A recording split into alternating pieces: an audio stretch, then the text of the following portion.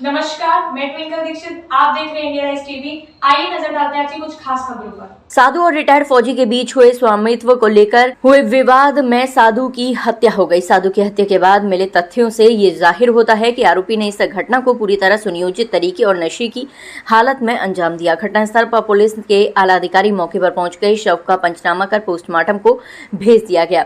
बताते चलें कि बरसाना से कमई के लिए सड़क जाती है, जहां 108 कुटिया बनी हुई है। कुटिया के आगे राधा रमण के खेत में बनी कोठरी में बिहार निवासी रामदास उर्फ बिहारी नाम का साधु पिछले करीब 20 वर्षों से रहता था। खेत मालिक पूर्व में दिल्ली शहादरा में किसी मंदिर पर सेवा का कार्य करता था, जहां से उसके इतवारीपुर थाना टप्पल के रिटायर्ड फौजी प्रताप सिंह चौधरी से संबंध हो गए, जो बरसाना भी इनके यहाँ आता जाता था। कल भी फौजी आया और पहले से ही निवास कर रहे साधु से झगड़ा करने लगा और साधु को वाहन से जाने के लिए कहा, परंतु साधु वाहन से नहीं गया।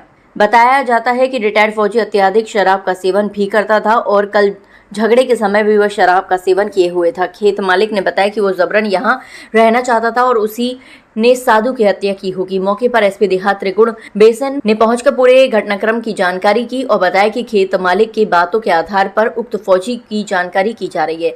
जल्द ही घटना का खुलासा किया जाएगा। बरसाना से राजू ठाकुर की रिपोर्ट।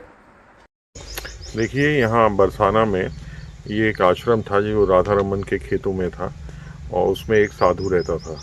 आज सुबह ये जानकारी हुई कि उसकी हत्या कर दी गई है।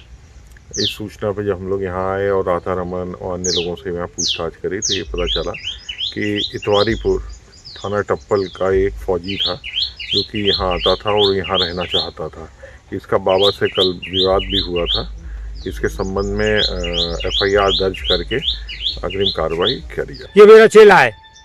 कितने साल से रह रहे हैं? ये 20 साल से रह रहा है।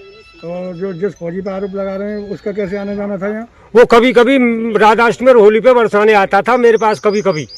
आपका कैसे परिचय हुआ उससे? मैं दिल्ली रहता था, दिल्ली में भी मेरा उसका कभी कभी जान पहचान होती थी आमने सामने। वैसे मेरा उसका कोई परिचय नहीं था। क्या नाम था उसका फौजी का? अभी नाम बताया तो था उसका, प्रताप सिंह, चौधरी प्रताप सिंह।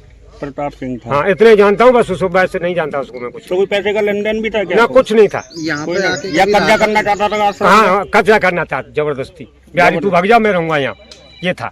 ये आपने सुना था ये कहते हुए? हाँ, सुना था। कल झगड़ा भी हुआ, मारपीट हुई, कल मारा भी था इसको एक बार, फिर उसको बचाया दिन में। ये जो साधु की हत्या हुई है, ये आपको कितने बजे मालूम पड़ी कि ये साधु की हत्या? ये सुबह 6 बजे बच्चे यहाँ न्यार लेने आए तो बाबा जी का मर्डर हुआ, मिला, मुझे मरा पड़ा था।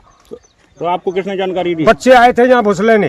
जब बच्चे ने जानकारी दी कि बाबा जी को तो कोई मार गया है। झगड़ा हुआ था, पुलिस के पास क्यों नहीं गए?